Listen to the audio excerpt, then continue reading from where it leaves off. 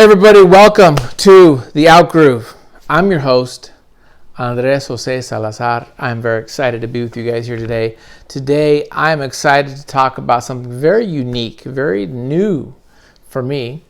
The artist known as Tanya Tagaq. I'm going to say Tagaq. Correct me if I'm wrong. Tanya Tagaq. This is crazy. I love it.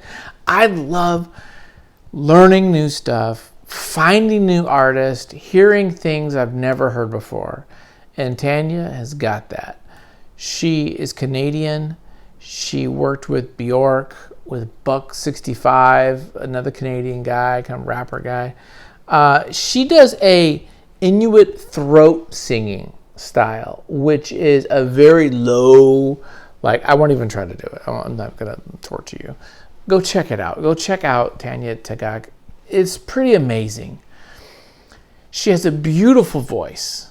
And this album, Animism, is her most kind of well-known, celebrated. It won a lot of awards in 2014. So I decided to review this one. Although she just released one just like last week that I might also review, because I'm fascinated by this woman. I'm fascinated by the style of music, the haunting, primal sounds. Reminds me, got that lingua ignota element of pain and suffering. But on top of lingua ignota stuff, it probably doesn't have as much composition as her stuff. But on top of the pain and the throat and the eeriness, there's a natural sounds, there's a animalistic sounds, right? Like this album, Animism. Taking upon you these animal essences, or you having these spirits of animal, or connecting yourself with the spirit of the animal. It's beautiful. It's really it's fascinating. It's got that element of like Exorcist type of like spooky evil in our Western ears, right? It's like freaky. It's kind of freaky. There's some moments of freakiness. But it's so unique, and you guys know I like that. I like different stuff. I don't want to hear the same old crap.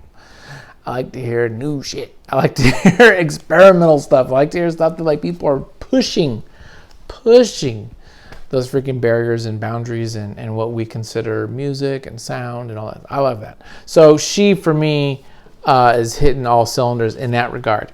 Starts off with track 1, Caribou. Starts off really beautiful. Singer, you say, oh, this woman sounds great. And then it starts to turn into this really horrific guttural. Then we get the Inuit kind of throat sounds in there. You've got to watch her too. Go on YouTube. You're on YouTube now. Go after this video, of course, and after you link and subscribe and all that kind of stuff. Go to type her name, Tanya Tagaq, and check her out. Watch her perform. It is fascinating, just powerful. But I love that first album, that first track. Second track, Uja, really has this driving beat. And there's, again, this animalistic kind of singing that she's doing. Like she's singing as though she's the wolf or the coyote, or, on the hunt. There's these hunting songs and there's these violins that come in that kind of will come and really drive the beat and drive the movement of the song, usually in some sort of a crescendo where something's happening towards the end.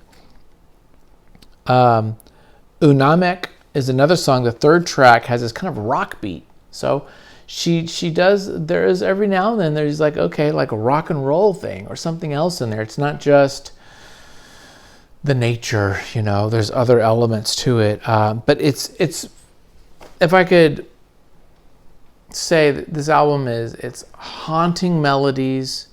It's these beautiful voices as well as these like really interesting percussions and beats they're doing with this ethnic, for the lack of a better word, and natural kind of environmental sounds, all mixed with this potential for danger, this eerie, spooky, creepy danger that is in not every song, but most of these songs have that. And that's what nature is, right? It's the jungle. They talk about the jungle being like a place of death, a place of constant violence, because the natural world is violence. That's what happened, right? Is the lamb and the lion don't get along.